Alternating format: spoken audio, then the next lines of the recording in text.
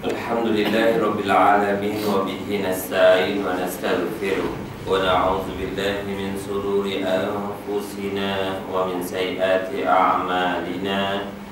May yahdihillahu fala mudilla lahu wa may yudlil fala hadiya lahu. Asyhadu an la ilaha illallah wahdahu la syarika lahu wa asyhadu anna Muhammadan 'abduhu wa rasuluh. Allahumma salli ala sayyidina Muhammadin tibbil qulub wa dawaiha wa afiyatil abdan wa shifaiha wa nuril absar wa diyaiha wa ala alihi wa sahbihi wa man tabi'ahum bi ihsanin ila yaumiddin bi'adada ilmillah wa zinati arshillah wa midada kalimatillah bihaqqi azamati zatika ya arhamar rahimin, amma ba'd. Yang saya hormati Tuan Imam, Tuan Bilal bersama pimpinan surah ini, khususnya Tuan Haji, muslimin muslimat, mukmin mukminat yang rahmati Allah sekalian. Pertamanya mohon maaf atas kelewatan yang begitu panjang masanya. Tuan rahmati Allah Subhanahu wa taala, saya tak sangkalah. Nah, ikutkan waktu keluar saya itu 10 minit lebih awal dari biasa. Tapi Allah takdirkan 1 jam lebih lewat dari biasa. Allah a'lam. Memang terlalu hujan dengan hujan lebat, dengan aksiden dan seumpamanya. Semua itu Allah takdirkan untuk saya sabar ikut. Dan itu pun nak sabar dah masuk dalam kecemasan. Kalau tak memang tak sampai juga. Dan rahmat Allah, disambung terus perbincangan kita dalam kitab Aqidah Ahlussunnah wal Jamaah halaman 288. Kita terus sambung persoalan kita yang berkaitan dengan soal qada dan qadar dalam Islam. Hadis yang ke-8 Rasulullah sallallahu alaihi wasallam yang telah diriwayatkan oleh Sayyidina Sa'id Al-Khudri radhiyallahu anhu menceritakan, ketika ia duduk di hadapan Nabi sallallahu alaihi wasallam, tiba-tiba datang seorang lelaki Ansar, yakni penduduk Madinah, lalu bertanya kepada Rasulullah sallallahu alaihi wasallam, "Ya Rasulullah, inna nusibu sababa wa nuhibbul mal. Kaifa tara fil azli?" Qal Rasulullah sallallahu alaihi wasallam bahwa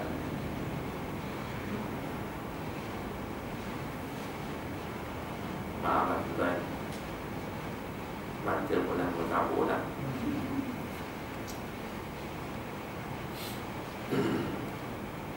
Awalakum taf'aluna zalik la alaikum an taf'alu fa innahu laysat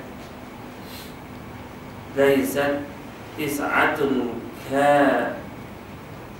kataballahu an takhruja illa hiya kaina. Sahabat Rasulullah sallallahu alaihi wasallam, rawahu Bukhari fi Fathul Bari. Wa Rasulullah sallallahu alaihi wasallam, kami mendapat tawanan di antaranya wanita dan kami memerlukan harta. Bagaimana pendapat engkau kalau dilakukan azal? Lalu Rasulullah sallallahu alaihi wasallam menjawab, apakah betul kamu membuat begitu? Tidak, jangan kamu membuat begitu, karena kesemua yang berjiwa yang telah ditakdirkan akan ada, ia mesti ada. Itu adalah Allah Subhanahu wa taala. Di antara perkara-perkara yang dihalalkan dalam Islam apabila menerima tawanan perang, jika tawanan itu adalah wanita, maka wanita tersebut yang telah menjadi tawanan perang boleh diambil oleh mana-mana tentera Islam sebagai hambanya, sebagai tawanannya. Dan apabila mereka itu dijadikan sebagai hambanya, maka layak bagi seorang lelaki itu melakukan hubungan seumpama hubungan suami isteri. Dan apabila ia meletakkan benihnya di luar daripada keadaan sebenarnya, maka adakah dibenarkan atau tidak dibenarkan dalam Islam? Daripada hadis ini Rasulullah SAW menegaskan bahawa tak dibenarkan untuk diletakkan di luar dari tabi'inya. Kerana jika ditakdirkan oleh Allah pencantuman benih itu boleh menghasilkan zuriat, itu takdir yang telah Allah tetapkan. Tapi untuk bertindak meletakkannya di luar adalah sesuatu yang bercanggah dengan ketetapan yang ditakdirkan oleh Allah Subhanahu wa Ta'ala. Yang inilah yang nak gambarkan kepada kita tentang persoalan sesuatu yang berlaku, termasuklah zuriat bagi seseorang itu tertakluk kepada ketentuan yang Allah takdirkan untuknya. Ya, hadis Rasulullah SAW ini menyatakan sahabat-sahabat Nabi dalam suatu peperangan menentang orang-orang kafir telah memperoleh harta rampasan dan orang-orang tawanan. Di antara orang tawanan itu ialah terdapat wanita-wanita. Menurut hukum peperangan di antara orang Islam dengan orang kafir ketika itu, semua orang yang menang mendapat harta rampasan, bukan saja harta benda yang berupa emas dan perak, tetapi juga wanita hendaklah diserahkan kepada pihak yang menang. Wanita itu menjadi halal, boleh dijadikan isteri oleh orang yang menang, boleh dijual, boleh dihadiahkan. Namun kalau wanita itu melahirkan anak hasil persetubuhan tuannya itu, maka wanita tadi telah tidak boleh dijual lagi. Oleh itu, sahabat-sahabat baginda SAW yang menang dalam peperangan berhasrat untuk melakukan azal. Lalu mereka pun bertanya kepada Rasulullah SAW, bolehkah mereka berbuat demikian? Jadi melakukan apa yang dikatakan, meletakkan benihnya di luar daripada tempatnya. Rasulullah SAW agak keheranan dan bertanya, apakah benar kamu hendak melakukan sedemikian? Lalu baginda SAW mengingatkan dan bersabda, janganlah dikerjakan perbuatan sedemikian, kerana setiap anak yang ditakdirkan Allah akan lahir, ia mesti akan lahir. Sekalipun dilakukan bermacam-macam usaha dan ikhtiar untuk menghalang kelahiran anak itu, takdir Allah mesti berlaku. Tiada siapa pun yang boleh menghalang takdir Allah tersebut. Itu dan nanti Allah Subhanahu wa Ta'ala, kalau kita panjangkan perbincangan kita berkaitan dengan hukum fiqh, apabila seorang suami isteri yang sah sekalipun melakukan perkara yang dikatakan azal tadi, maka mengikut pendapat yang sahih, seorang lelaki itu perlu mendapat keizinan isterinya untuk melakukan perbuatan sedemikian. Kerana perkara itu adalah dikatakan antara tanggungjawab seorang suami terhadap isterinya itu, kena disempurnakan hubungan suami isteri yang dihalalkan oleh Allah Subhanahu wa Ta'ala. Walaupun dikata ini satu perancangan untuk rancang keluarga, namun kena mendapat keizinan ataupun saling restu merestui, baru Islam mengizinkan keadaan itu dilakukan.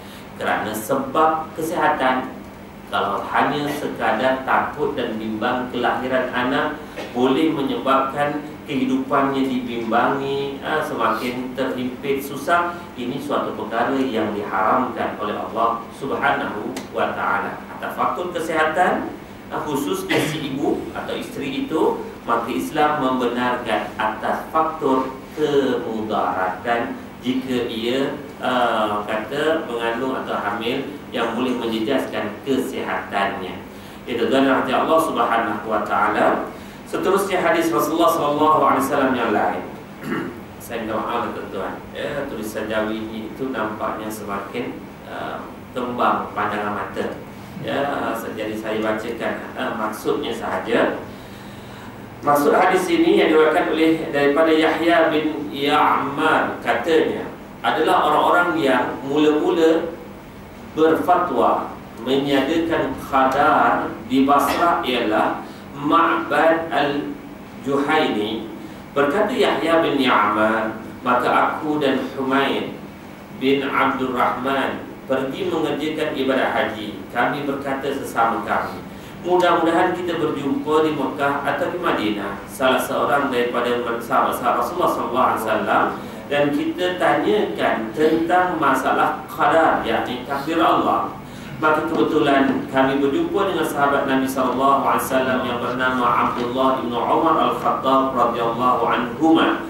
Ketika beliau hendak masuk masjid, maka kami mengimpit beliau, seorang di kanan dan seorang di kiri. Aku lihat ada tanda-tanda bahawa aku, kata Yahya, akan menjadi juru cakap. Lalu aku berkata, wahai Abu Abdurrahman, yakni gelaran kepada Abdullah bin Umar radhiyallahu anhuma, di negeri kami ada orang yang pandai membaca Al-Quran dan mendalam ilmu pengetahuan mereka.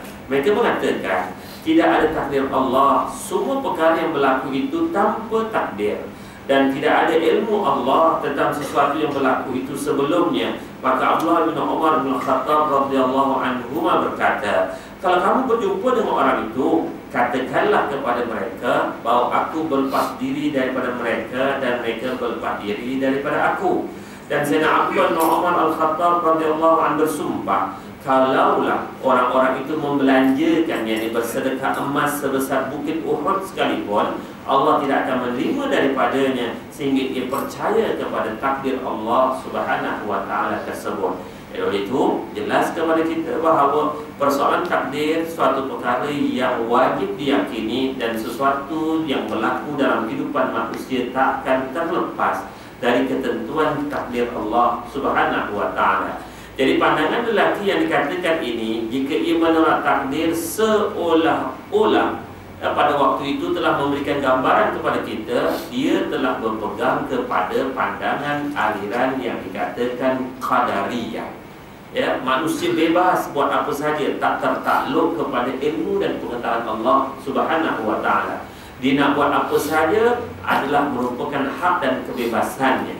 Jadi pemikiran orang-orang Qadariyah ini adalah hampir-hampir sama dengan pemikiran orang yang memperjuangkan hak asasi kemanusiaan.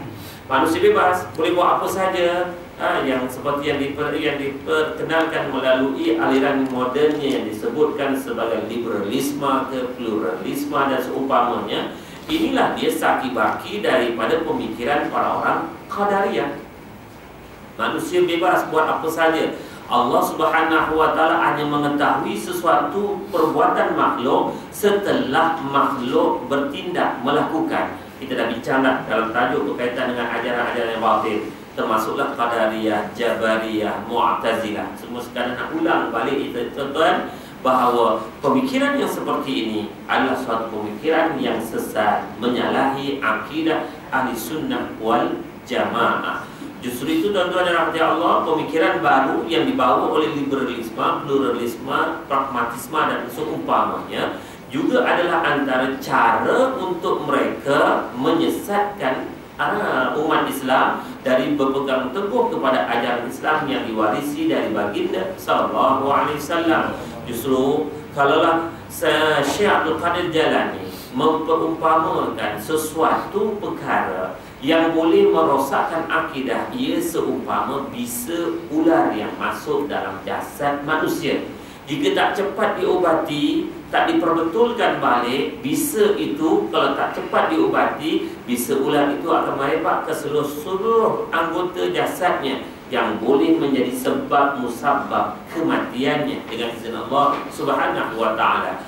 Begitulah tuan-tuan, pemikiran baru yang masuk dalam negara kita seperti liberalisme, pluralisme ini adalah seumpama racun bisa ular yang akan merosakkan akidah umat. Jika tak diperbetulkan semula, tak diobati, tak dicegah, ini akan merosakkan pemikiran akidah umat Islam di Indonesia yang dah pun diajarkan dengan ajaran ahli sunnah wal jamaah. Maka dia akan mengubah kepada pemikiran liberalisme dan seumpamanya. Bahaya besarnya dalam pemikiran liberalisme antara pengakuan di kalangan mereka yang berpegang kepada pemikiran ini, semua agama baik, semua agama betul, semua agama mengajak benda-benda kebaikan. Ini suatu perkara yang bertentangan dengan akidah Islam yang diajarkan oleh Allah dan Rasulnya sallallahu alaihi wasallam.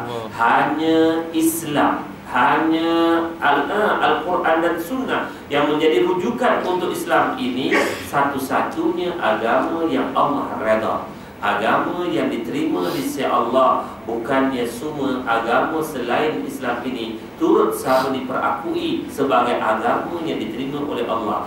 Pengakuan kepercayaan yang seperti ini bercanggah dengan ajaran Nabi kita Muhammad sallallahu alaihi wasallam. Inna dina indallahil Islam. Agama yang Allah redha, sesungguhnya agama yang Allah redha hanya Islam. Kalaulah Allah Subhanahu wa taala boleh memperakui benda ini, takkan mungkin turun ayat yang Allah tegaskan, lakum dinukum waliyadin. Untuk kamu dengan agama kamu, untuk aku dengan cara agamaku. jelas untuk kita. Jadi mana-mana pemikiran-pemikiran yang boleh merosakkan akidah dan pegangan umat Islam, hendaklah sesuatu itu perlu untuk kita awasi. Jangan sampai generasi kita dipengaruhi oleh pemikiran yang seumpama ini. Tuan-tuan dan rahmat Allah, Allah mentakdirkan hidup kita zaman ini berdepan dengan pemikiran liberalisme, pluralisme. Maka kita kena berdepan dengan keadaan ini dan benar-benar meyakini hanya pegangan ahli sunnah wal jamaah saja betul. Kalau ulama-ulama kita dulu berdepan dengan Mu'tazilah, Qadariyah, Jabariyah, Allah Subhanahu wa taala mentakdirkan pada waktu itu inilah kumpulan yang cukup mempengaruhi manusia.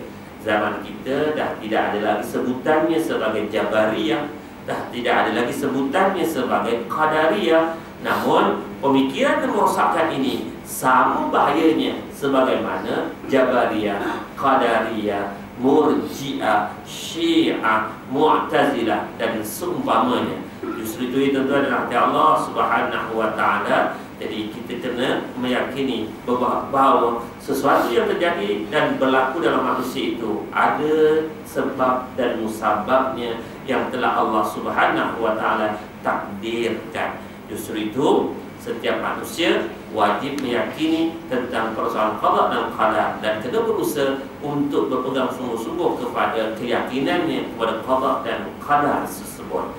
Itu ya tuan-tuan dan rahmat Allah Subhanahu wa taala. Lihat di zaman Sayyidina Umar lagi, di zaman sahabat lagi, zaman Sayyidina Abdullah bin Umar telah pun terjadi pemikiran manusia yang cuba nak merosakkan pegangan akidah ummah pada waktu itu. Itu zaman pada ketika yang Rasulullah SAW tegaskan khairun nas qarni, sebaik-baik manusia orang yang hidup satu kurun dengan aku. Tuan-tuan dan rahmat Allah, maknanya itu orang yang pada waktu itu dikatakan, dipuji, diperakui oleh Rasulullah sebagai orang yang hebat pegangan akidahnya, agamanya. Namun ada juga kumpulan manusia yang cuba merosakkan pemikiran tersebut. Jadi kalau zaman kita yang selepas 1436 tahun, sudah pastilah cabarannya lagi hebat, yang memerlukan kepada kita orang kata ilmu pengetahuan, keyakinan yang benar-benar mantap untuk berdepan dengan pelbagai racun-racun yang boleh merosakkan akidah ummah pada masa ini. Tuan-tuan dan rahmat Allah, lebih-lebih lagi sebagaimana yang terjadi beberapa minggu yang lalu, Mahkamah Rayuan yang mempertikaikan tentang mahkamah syariah. Ini adalah antara hasil-hasil racun-racun liberalisme, pluralisme, pragmatisme yang telah pun berjaya untuk mencabar kedudukan kedaulatan agama Islam di negara kita ini. Mudah-mudahan saudara-saudara kita, sahabat-sahabat kita yang pengamal undang-undang sebagai hukum syar'i, kena bangkitlah untuk mempertahankan kedaulatan Islam di negara kita ini. Kerana mereka lah saya yakin orang yang ada ilmu dan bagaimana nak menyalurkan sesuatu mengikut proses undang-undangnya. Tuan-tuan dan rahmat Allah Subhanahu wa taala, kita hanya boleh berbincang, bercerita sebuah-buahnya anak-anak kita, generasi kita yang kita kena jaga dan perhatikan. Jangan pemikirannya dirosakkan oleh aliran-aliran yang telah saya sebutkan tadi. Seterusnya berbalik semula pada kitab kita, tuan-tuan. Dalam mensyarahkan hadis ini, Imam Nawawi berkata, hadis tersebut jelas menunjukkan bahawa Sayyidina Abdullah bin Umar Al-Khattab radhiyallahu anhu mengkafirkan kaum Qadariyah yang tidak percaya kepada takdir Allah. Itu dari Allah Subhanahu wa taala. Jadi ini antara pegangan Ahlussunnah wal Jamaah. Sesiapa yang Islam, kita kena perakui Islamnya, akidahnya. Sesiapa yang berlari daripada landasan Islam wajib ditegur, wajib diberitahu, wajib diberikan peringatan. Jika mereka masih lagi enggan dan ingkar, apakah antara yang menyatakan oleh Sayyidina Abdullah bin Umar Al-Khattab ini bahawa aku berlepas diri daripada mereka dan mereka berlepas diri daripada diriku. Maknanya tidak ada kompromi dalam hal yang merosakkan akidah. Dalam Islam cukup jelas perkara-perkara yang berkaitan dengan soal akidah, ya kita boleh bersama. Tapi kalau perkara-perkara yang berkaitan yang bertentangan dengan soal akidah itu, maka wajib ditolak pemikiran-pemikiran yang merosakkan akidah ummah. Oleh itu dari Allah Subhanahu wa taala, jadi Sayyidina Abdullah bin Umar telah meletakkan orang-orang Qadariyah ini sebagai terkeluar daripada ajaran Islam. Seterusnya Qadhi Iyad berkata, orang yang mula-mula mengingkari ilmu Allah dan takdirnya adalah kaum Qadariyah.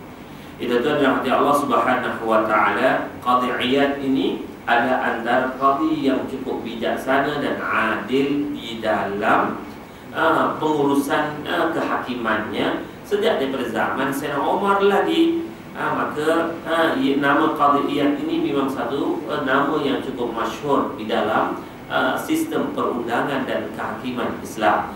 Dan qadhi pada waktu itu, ya tuan, bukan hanya sebagai seorang hakim, bahkan ia juga bertindak sebagai mufti yang mengeluarkan fatwa pada zaman ia diamanahkan sebagai qadhi pada saat ketika ia menjawab jawatan itu. Itu adalah Allah Subhanahu wa taala. Maka Qadhi Iyad juga telah pun menegaskan bahawa orang-orang yang menolak tentang ilmu Allah dan takdirnya sebagai orang yang terkeluar dari ajaran Islam, akidah ahli sunnah wal jamaah. Qadhi Iyad menegaskan pula orang-orang yang beriktikad seperti tersebut memang mereka itu adalah kafir, dan telah ijma' ulama Islam di zaman salaf. Itu adalah Allah Subhanahu wa taala. Sebab itulah antara pandangan Syahid Imam Hasan Al-Banna, kena kita ini jangan mudah untuk mengkafirkan seseorang. Sebagaimana hadis Rasulullah SAW telah mengingatkan kepada kita, jangan mudah menuduh seseorang itu kafir jika dilakukan. Kalau bukan orang yang didakwa itu, yang dituduh itu sebagai kafir, maka tuduhan itu kembali kepada yang menuduh. Itu satu konsep, satu hal. Yang kedua ini tuan, jika mereka itu memang jelas dah terkeluar daripada Islam, yang ni kita kena perakui perbuatan tersebut suatu perbuatan yang dah terkeluar daripada Islam, dan mereka dikategorikan sebagai orang yang kafir. Untuk diingatkan, kembalilah semula untuk menjadi orang Islam yang benar-benar menghayati ajaran Islamnya. Tak boleh sama sekali orang yang telah jelas terkeluar daripada Islam, kita pula mempertahankan. Tak, dia belum lagi, dia belum kafir lagi. Jadi orang yang telah jelas terkeluar daripada Islam, ada sesuatu orang atau pihak yang nak mempertahankan dirinya, ini juga adalah sesuatu perkara yang bertentangan dengan akidah Islam. Yakni, siapa yang tidak mengakui kekufuran seseorang, kekafiran seseorang setelah jelas kekafirannya, maka orang yang mempertahankannya itu termasuk juga dikategorikan terkeluar daripada ajaran Islam. Ini perbahasan yang telah dibahaskan di kalangan para ulama, termasuklah Syahid Imam Hasan Al-Banna, antara tokoh yang diperakui dari sudut keilmuannya di kalangan pejuang-pejuang Islam. Oleh itu yang terkena rahmat Allah Subhanahu wa taala, maka Qadhi Iyad menegaskan orang-orang yang beriktikad seperti menolak ilmu dan takdir Allah adalah orang yang telah terkeluar daripada Islam, dan ia telah disepakati di kalangan ulama-ulama salaf. Ulama salaf ni siapa tuan? Ulama salaf adalah ulama yang hidup sebelum kurun yang kedua hijrah, 200 tahun awal itu. Selepas daripada zaman sahabat dan tabi'in, mereka juga adalah antara yang dikategorikan sebagai golongan salaf, yakni orang yang memiliki keilmuan yang cukup luas dan kepahaman yang cukup tinggi terhadap ayat-ayat Al-Quran atau hadis Rasulullah SAW, tanpa memerlukan kepada kaedah mentakwil mana-mana ayat yang berbentuk yang dikatakan ayat-ayat mutasyabihat.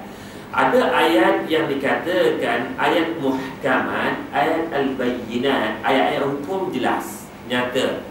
Sesuatu perkara kalaulah ditakdirkan seorang itu di dalam Al-Quran, mereka yang mencuri lelaki dan perempuan, maka potong tangan. Ini jelas, maka itu ayat muhkamat. Tetapi kalaulah ayat itu berbunyi seperti yadullah fawqa aydihim, Kalau maksud ayat itu secara langsung tangan Allah atas tangan mereka. Di kalangan ulama salaf tak perlu nak mentakwilkan tangan Allah itu dengan digambarkan begitu dan begini. Mereka dah faham apa maksud di sebalik ayat yang telah pun Allah sebutkan, yadullah fawqa aydihim. Berbeza dengan ulama-ulama khalaf. Ulama khalaf, ulama yang hidup selepas 200 tahun. Kurun yang kedua itu, selepas kurun yang kedua, mereka itu disebut sebagai ulama salaf. Mereka ini adalah mereka yang melakukan sesuatu pentakwilan, huraian, pentafsiran kepada ayat-ayat yang mutasyabihat untuk mudah dipahami oleh umat Islam yang tidak memiliki ilmu yang sehebat kurun yang pertama dan kurun yang kedua. Justru itulah tuan-tuan dan rahmat Allah, di kalangan para ilmuwan Islam membahagikan tokoh-tokoh Islam ini pada dua peringkat. Satu ulama salaf, yang kedua ulama khalaf. Namun hakikatnya tuan-tuan, salaf ke khalaf ke pegangan akidah mereka, pegangan akidah ahli sunnah wal jamaah. Cuma satu kumpulan ini memiliki keupayaan, pemikiran, keilmuan yang hebat tanpa membuat apa-apa penafsiran pentakwilan ayat-ayat yang sama. Satu kumpulan yang kedua ini pula memerlukan menafsirkan, mentakwilkan bagi memudahkan umat selepasnya memahami ayat-ayat Al-Quran jika ia berbentuk ayat-ayat yang sama, mutasyabihat. Oleh itu, ya tuan-tuan rahmati Allah Subhanahu wa taala, jangan kita gunakan pula satu kaedah, saya nak ikut salaf, saya tak nak ikut khalaf, saya nak ikut salaf, Quran sunnah saja. Maka kalau ini yang kita lakukan, maknanya kita telah menolak ulama-ulama khalaf seperti Imam Malik, Imam Abu Hanifah, Imam Syafi'i, Imam Ahmad bin Hanbal. Dan inilah yang berlaku pertembungan. Saya ikut salaf jika tak ada dalam Quran, tak ada dalam hadis yang sahih, ini bid'ah. Inilah yang jadi akhirnya suatu perkara pertembungan pula, ya. Dengan apabila dia nak berpegang kepada salaf, tolak khalaf, maka berlakulah pertembungan. Sesuatu yang tidak jelas disebut dalam Al-Quran ataupun hadis, maka terus mudah untuk meletakkan sesuatu itu sebagai hukumnya bid'ah. Sedangkan kena rujuk bagaimana pandangan ulama selepas kurun yang kedua. Itu adalah Allah Subhanahu wa taala. Maka ulama-ulama khalaf mencerahkan keilmuan Islam yang ada untuk memudahkan kita menuruti jalan-jalan yang ada. Sebab itu mereka menguraikan, mereka membahaskan. Sebagai contohlah, dalam Al-Quran menyebut tentang salah satu huruf. 3 huruf ini disebut dalam Al-Quran tentang masa iddah bagi seseorang wanita yang diceraikan. Jadi di kalangan para ulama, inilah ya, para ulama khalaf membahaskan bagaimana yang dimaksudkan salah satu huruf itu. Adakah ia membawa maksud 3 kali datang haidnya atau 3 kali suci haidnya? Yang di sinilah di kalangan mereka membahas, ya, membahaskan hal tersebut untuk jadikan pedoman panduan kepada umat selepasnya. Itu sebagai contoh, ya tuan dan rahmati Allah Subhanahu wa taala. Cuma dalam persoalan yang berkaitan dengan syariat, akidah dan seumpamanya, maka selepas Al-Quran, hadis, maka di sana rujukannya adalah ijma' ulama dan diikuti dengan kias. Maka di sinilah yang faktor yang kita kena lihat. Jangan mudah untuk kita meletakkan sesuatu terus dihukum sebagai hukum bid'ah sebelum merujuk bagaimana pandangan-pandangan ulama yang ada. Jadi kita ahli sunnah wal jamaah berpegang sekurang-kurangnya 4 rujukan sebagai rujukan kita dalam persoalan hukum hakam: Al-Quran, sunnah, hadis, ijma' dan kias. Jadi 3 perkara-perkara ini pernah dilakukan oleh mereka yang memiliki authority untuk sesuatu perkara dalam hal agama, jangan semudah-mudahnya untuk meletakkan sesuatu itu sebagai sesuatu yang dihukumkan bid'ah. Tuan-tuan dan hadirin Allah, saya tadi hanya sekadar nak menjelaskan siapa ulama salaf dan siapa ulama khalaf. Tapi dah terlanjur kita menceritakan sekali tentang persoalan inilah yang menjadi antara polemik kita. Sesiapa yang nak ikut salaf saja tolak khalaf, sehingga berani untuk meletakkan siapa ikut khalaf, banyak benda-benda bid'ah yang dibuat. Jangan. Tuan-tuan dan Allah Subhanahu wa taala, saya pernah sebutkan 3 tahun yang lalu, jika ada dalam Al-Quran, tak boleh untuk kita katakan benda itu terus dihukum bid'ah. Kalau tak ada dalam Al-Quran, ada tak dalam hadis? Kalau ada, tidak boleh untuk dihukum bid'ah. Kalau tak ada tak dibuat oleh sahabat. Tuan-tuan yang dirahmati Allah Subhanahu wa taala, sebagai contoh, harta rampasan perang. Ini kita masih lagi menceritakan soal rampasan perang tadi, ya. Tuan-tuan dan hadirin Allah Subhanahu wa taala, ghanimah atau harta rampasan perang dalam Islam di zaman Rasulullah sallallahu alaihi wasallam, apa jua rampasan perang layak dimiliki oleh mereka yang terlibat sama sebagai tentera dalam medan peperangan. Tanpa dibahaskan ghanimah itu adakah ghanimah yang tetap atau ghanimah yang boleh diubah, yang boleh diangkat, boleh dibawa, boleh dipindah. Maka dalam Islam, ghanimah itu disebutkan 1/5 daripada bahagian itu untuk Allah dan Rasulnya. Yang itu jelas dalam surah Al-Anfal sebagai contoh. Cuma perbahasannya apabila sampai pada zaman Sayyidina Umar. Tuan-tuan dan hadirin Allah, zaman Sayyidina Umar melakukan sesuatu ijtihadnya. Mana-mana ghanimah yang boleh dipindah, boleh diangkat, ya, boleh dijadikan hak milik kepada tentera Islam. Tetapi mana-mana ghanimah rampasan perang yang tak boleh diangkat, macam tanah, maka Sayyidina Umar menyatakan tak boleh dipindah hak milik itu kepada tentera Islam. Maka ada di kalangan sahabat, "Ya Umar, Amirul Mukminin, adakah kamu nak mengubah ayat Al-Quran?" Maka Sayyidina Umar kata, "Tidak, aku menghuraikan apa yang sepatutnya berlaku." Maka sahabat, walaupun digambarkan dalam sejarah antara sahabat yang cuba bangkit melakukan kritikan kepada Sayyidina Umar ini, salah seorang ini ialah panglima perang Islam Sayyidina Khalid ibn Walid, cuba membangkitkan balik kenapa dibuat seperti ini. Maka Sayyidina Umar berhujah dan diberi penjelasan. Salah satu hujah yang saya ingat ialah tentang kalau semua dibahagikan, maka bagaimana harta tanah yang ada pada zaman itu semua dah jadi hak milik individu, bagaimana generasi akan datang.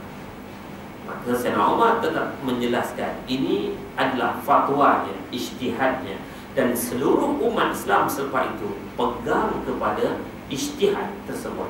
Adakah ijtihad Sayyidina Umar dalam memberikan penghuraian ghanimah itu sebagai suatu perkara, pembaharuan yang Sayyidina Umar berikan penjelasan pencerahan tersebut sebagai suatu yang bertentangan dengan Al-Quran dan hadis yang di zaman Rasulullah dan Sayyidina Abu Bakar? Dan terus kita letakkan bid'ah? Tak mungkin. Tak mungkin untuk kita berani melakukan tuduhan Sayyidina Umar melakukan sesuatu perbuatan bid'ah. Itu satu contoh, tuan-tuan.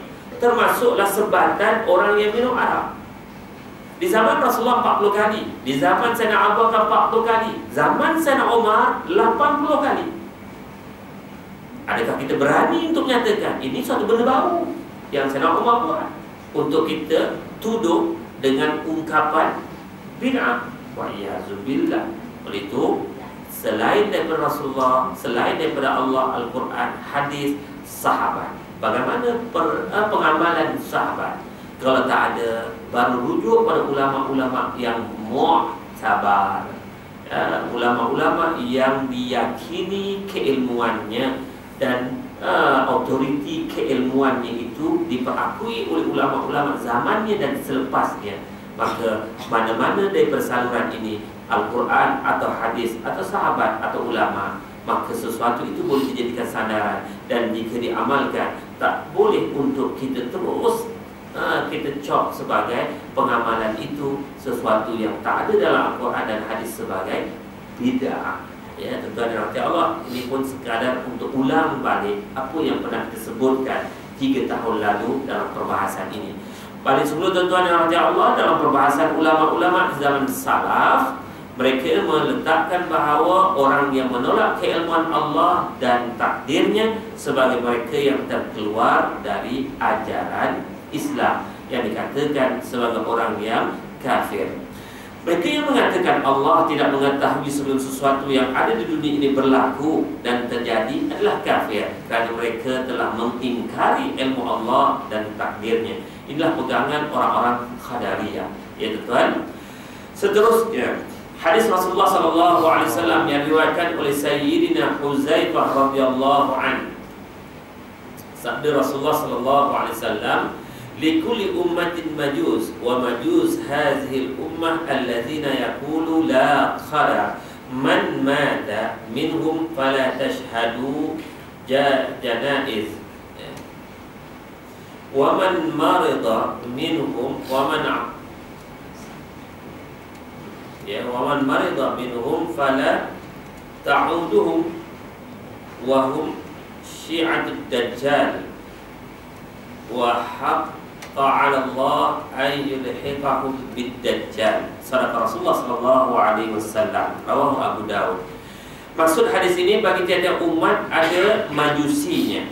Umat majusi ini adalah mereka yang mengatakan tidak ada takdir. Sesiapa yang mati dari kalangan mereka, jangan kamu hadiri jenazahnya. Maknanya bagi orang yang terkeluar daripada Islam, tidak boleh, tidak sama sekali tidak dibenarkan untuk kita melakukan urusan jenazah itu sebagai jenazah orang Islam. Dan mereka yang sakit dari kalangan mereka, jangan kamu lawati mereka. Mereka itu adalah kaum Dajjal. Maka ada hak bagi Allah menghubungkan mereka dengan Dajjal. Itu adalah Allah Subhanahu wa ta'ala nak mengingatkan kepada kita bahawa antara makhluk yang akan melakukan sesuatu perbuatan yang menyesatkan manusia disebut sebagai istilahnya Dajjal, Masihud Dajjal. Jadi sebelum keluarnya Dajjal sebenar, manusia-manusia yang mengajak kepada kesesatan ini juga adalah kelompok Dajjal. Oleh itu, ya tuan-tuan, Allah Subhanahu wa ta'ala mohon agar Allah jauhkan diri kita dari takdir ini, yakni termasuk orang-orang yang bersekongkol, berkompromi, mengajak manusia ke arah melakukan kemaksiatan, kebatilan, kemungkaran, kerana ia adalah termasuk dalam kelompok yang dikatakan Syi'atul Dajjal, ya, termasuk dalam rangkaian Dajjal. Mengenai masalah qadar, takdir Allah, memang ada di antara orang-orang Qadariyah yang mengatakan semua perkara yang berlaku dan terjadi adalah perbuatan manusia, bukan takdir daripada Allah Subhanahu wa ta'ala. Tetapi ada pula di antara orang-orang Qadariyah itu mengatakan bahawa semua pekerjaan yang buruk adalah perbuatan manusia itu sendiri, dan semua pekerjaan yang baik itu adalah daripada Allah, daripada Tuhan. Ini ada kelompok manusia di kalangan pemegang aliran Qadariyah mengkategorikan jika lakukan kejahatan itu perbuatan manusia, jika benda yang dibuat itu baik, itu ketentuan yang ditakdirkan oleh Allah. Ada di kalangan mereka yang berpegang dengan hal tersebut. Cuma mereka membuat rumusan, baik ataupun jahat, Allah kena balas syurga. Yang ni pula mereka melakukan sesuatu pendakwaan, maka tak layak untuk orang itu dihukum dengan hukum neraka. Inilah antara nak tunjukkan bahawa mereka itu melakukan sesuatu yang sangat bertentangan dengan akidah Ahlussunnah wal Jamaah. Kita yakin dan percaya apa yang Allah sebutkan dalam Al-Quran, wa may ya'mal mithqala dzarratin khairan yarah wa may ya'mal mithqala dzarratin syarran yarah. Barang siapa yang beramal dengan kebaikan walau sebesar zarah, akan ada balasan baik untuknya. Barang siapa yang melakukan kejahatan walau sebesar zarah, ada juga balasan untuknya. Benda baik dan jahat, benda baik dan buruk, masing-masing akan ada terima balasan masing-masing. Justru itu, ini pegangan ahli sunnah wal jamaah. Jika orang yang melakukan dosa dan maksiat tidak bertaubat, ya, maka mereka itu akan diumban dahulu dalam azab neraka. Jika masih ada keimanannya, dia tidak akan kekal abadi. Tapi kalau dia dah menjadi orang yang rosak akidahnya, maka kekal abadilah dalam neraka yang diumban oleh Allah untuk mereka. Justru itu, ini bertentangan dengan pemikiran seperti orang-orang Qadariyah dan Jabariyah, ya. Memang dalam agama Majusi ada kepercayaan bahawa ada Tuhan yang menjadikan sesuatu perkara baik dan ada Tuhan yang menjadikan suatu perkara yang buruk. Kepercayaan orang Majusi ditolak oleh Allah Subhanahu wa taala dalam surah An-Nisa. A'udzubillahi minasyaitonirrajim. Wa in tusibhum hasanatun yaqulu hadhihi min 'indillah wa in tusibhum sayyi'atun yaqulu hadhihi min 'indik. Kullum min indillah. Sadaqallahul azim. Maksudnya, dan kalau mereka beroleh kebaikan, yakni kemewahan hidup, mereka berkata ini adalah dari sisi Allah. Dan kalau pula mereka ditimpa bencana, mereka berkata ini adalah dari suatu naas yang ada padamu. Katakanlah wahai Muhammad sallallahu alaihi wasallam, semuanya itu kebaikan dan bencana adalah berbunca dari Allah Subhanahu wa taala. Jadi apa pun yang berlaku, segala-galanya kembali kepada persoalan qada dan qadar yang ditakdirkan oleh Allah Subhanahu wa taala. Cuma ya, kepada rahmat Allah Subhanahu wa taala, kita yakin dan percaya manusia diberikan peluang untuk berusaha, berikhtiar, berdoa dan selebihnya.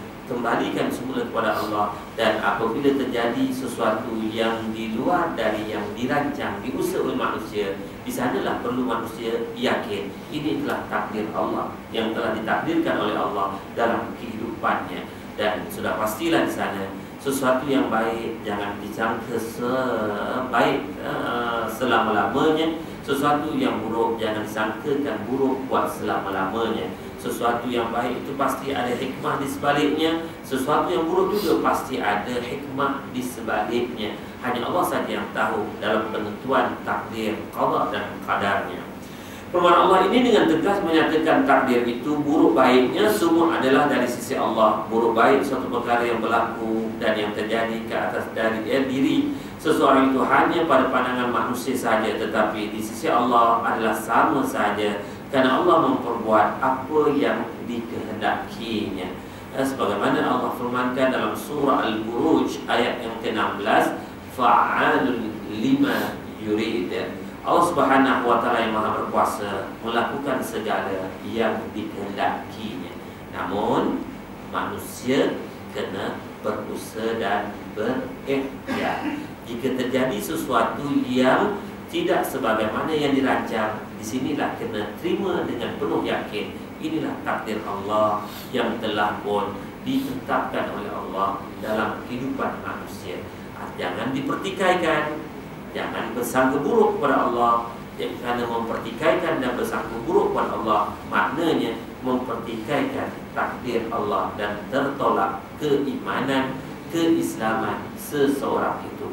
Itu adalah Allah Subhanahu wa taala. Saya fikir itulah antara kesempatan kita untuk malam ni.